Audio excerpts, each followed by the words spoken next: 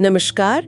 आज हम एक बहुत ही दिलचस्प काल्पनिक कहानी देख रहे हैं, एलेक्सियोथीमिया, फिनिश संज्ञानात्मक रहस्य। हाँ, एलेक्सियोथीमिया ये वो स्थिति है जिसमें इंसान भावनाएं महसूस तो करता है पर उन्हें ठीक से पहचान नहीं पाता या कह नहीं पाता। हाँ, महसूस करना पर समझ ना पाना। और ये कहानी इसी को एक कमी की तरह नहीं देखती है ना, बल्कि एक रहस्य की तरह। बिल्कुल, एक रहस्य जिसमें विज्ञान और दर्शन दोनों मिलते हैं। कहानी हमें फिनलैंड के VTT टेक्निकल रिसर्च सेंटर ले जाती है। अच्छा। वहाँ डॉक्टर कास्पर सारिकॉस्की हैं और उनके सामने एक बड़ा ही अजीब मामला आता है। एक वॉलंटियर सब्जेक्ट A74 का ये EEG रीडआउट्स देख रहे थे। EEG मतलब ब्रेन की एक्टिविटी मापने वाला टेस्ट? हाँ बिल्कुल, इलेक्ट्रोएन्सेफेलोग्राम। और सब्जेक्ट A74 को एलेक्सियोथीमिया था।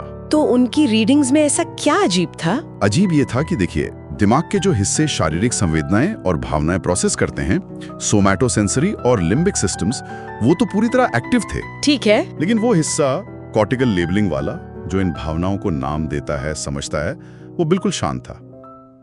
शून्य एक्टिविटी। एक मिनट, भावना है, शारीरिक रिएक्शन भी है, पर दिमाग उसे कोई लेबल नहीं दे पा रहा। ये अपने आप में अनोखा है।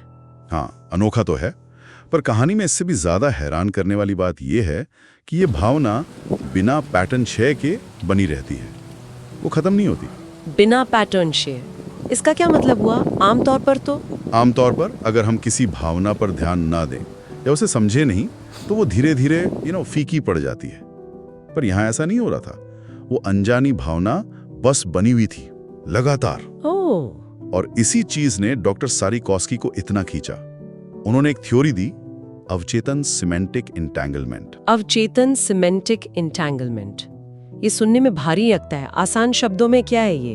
हाँ देखिए, सारिकॉस्की का आइडिया ये था कि जब कोई इमोशनल इनपुट आता है और दिमाग उसे कोई नाम, कोई मतलब नहीं दे पाता, तो वो भावना गायब नहीं होती। तो क्या होता है उसका? वो उस व्यक्ति की चेतना में एक तरह के लूप में फंस जाती है, एक अनसुलझा, बार बार दोहराने वाला लूप। जैसे कोई गाना दिमाग में अटक जाता है ना। हाँ, समझ गई। तो इस नजरिए से एलेक्सियोथीमिया कोई कमी नहीं हुई, बल्कि एक तरह का फिल्टर हुआ, एक गड़बड़ फिल्टर जो कुछ भावनाओं को बाहर नहीं जाने देता, उन्हें अंदर ही उलझाए रखता है। तो ये अनजानी भावनाएं एक तरह से अटक जाती हैं। लेकिन कहानी यहाँ खत्म नहीं होती, राइट? मामला और भी पेचीदा हो जाता है। हाँ, बहुत ज्यादा। एक हफ्ते बाद क्या होता है कि सब्जेक्ट A74 का जो अनोखा ब्रेन वेव सिग्नेचर था ना, हाँ, वो लैब के एक और वॉलंटियर में दिखने लगता है। और फिर देखते ही देखते 5 और लोगों में, और इन लोगों का आपस में कोई लेना देना नहीं था। क्या वही पैटर्न? और इन बाकी लोगों को तो एलेक्सियोथीमिया था भी नहीं। नहीं, बिल्कुल नहीं था।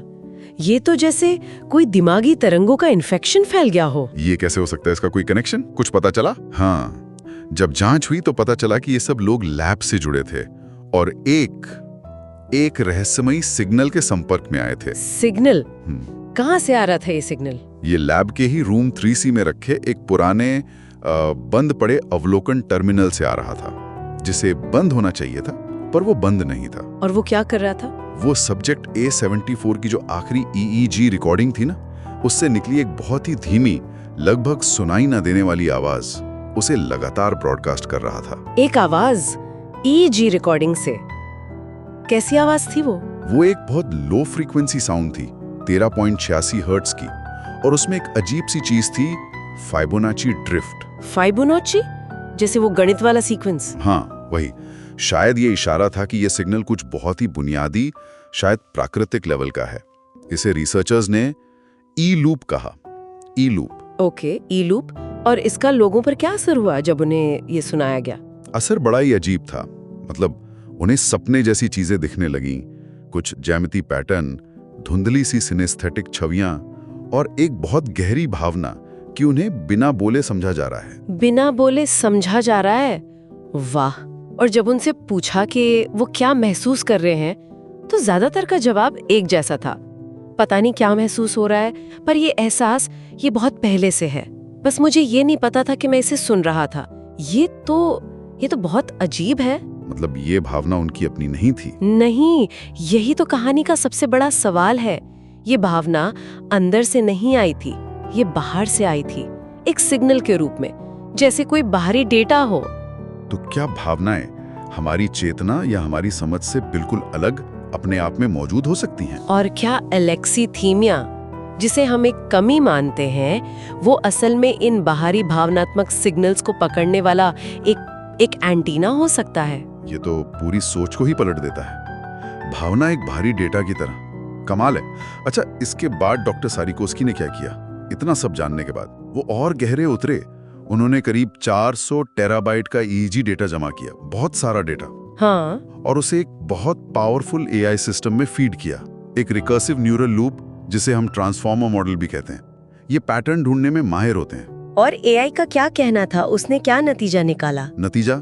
एआई क्रैश नहीं हुआ, वो कोलैप्स हो गया। मतलब सिस्टम गड़बड़ा गया, टाइम स्टैम्प्स ओवरराइट हो गए, फाइलों के नाम पुराने फिनिश अक्षरों में बदल गए, यहाँ तक कि लैब की लाइटें भी टाइम से 1 सेकंड आगे पीछे जलनी बुझने लगी। क्या बात कर रहे हैं? और आउटपुट? एआई ने कुछ बताया तो होगा? हाँ, अंत में एआई ने सिर्फ एक मैसेज दिया, बहुत छोटा सा। उसने कहा, भावना को समझने की आवश्यकता नहीं है, अर्थ नामकरण का एक दुष्प्रभाव है। आपको सुना गया है। आपको सुना गया है मतलब समझे जाने की जरूरत के बिना? ये तो बहुत गहरा है। ये एआई का जवाब भी उसी तरफ इशारा कर रहा है कि भावनाएं शायद हमारी समझ से परे हैं। शायद वो बस मौजूद हैं। और इसी रहस्य के बीच डॉक्टर सारिकोस्की गायब हो गए। गायब? मतलब कैसे? बस गायब, कोई निशान नहीं, सिवाय रूम 3C के उस टर्मिनल के जो अभी भी चल रहा था। उस पर एक कोड लगातार लूप हो रहा था। पर मजे की बात ये कि उस कमरे में कोई स्पीकर था ही नहीं, सिर्फ खामोशी थी। ये तो कहानी का अंत भी उतना ही रहस्यमयी है जितना की शुरुआत। हाँ। और भी बातें। कहते हैं जो लोग बाद में उस कमरे में गए, उन्हें अजीब सपने आए। आवाजों का शहर, बाइनरी कोड में फुसफुसाता ग्लेशियर, एक बच्चा जो बोलता नहीं था पर हमेशा जवाब देता था। और एआई का क्या हुआ? कहा जाता है कि कुछ नए एआई एम्पैथी मॉडल अब ऐसी भावनाओं को भी डिटेक्ट कर लेते हैं जिनका कोई नाम नहीं है। जैसे उनके किसी गहरे न्यूरल नेटवर्क में एक बंद नोड है, एलेक्सिथमिया 001, और उसका आउटपुट हमेशा एक हल्की सी गुनगुनाहट। तो आखिर में ये कहानी हमें सोचने पर मजबूर करती है। क्या हमारी भावनाएं सच में हमारी जागरूकता, हमारी भाषा, हमारे दिए गए नामों से बिल्कुल आजाद हो सकती हैं? और क्या एलेक्सीथीमिया जैसी स्थितियां, जिन्हें हम विकार समझते हैं, वो असल में दुनिया को महसूस करने का एक बिल्कुल अलग, एक अनजाना तरीका हो सकती हैं? शायद एक तरह का एंटीना। ये सवाल हमें भावना, चेतना और शायद अर्थ की प्रकृति पर ही दोबारा सोचने को कहते हैं। एक बहुत ही दिलचस्प विचार।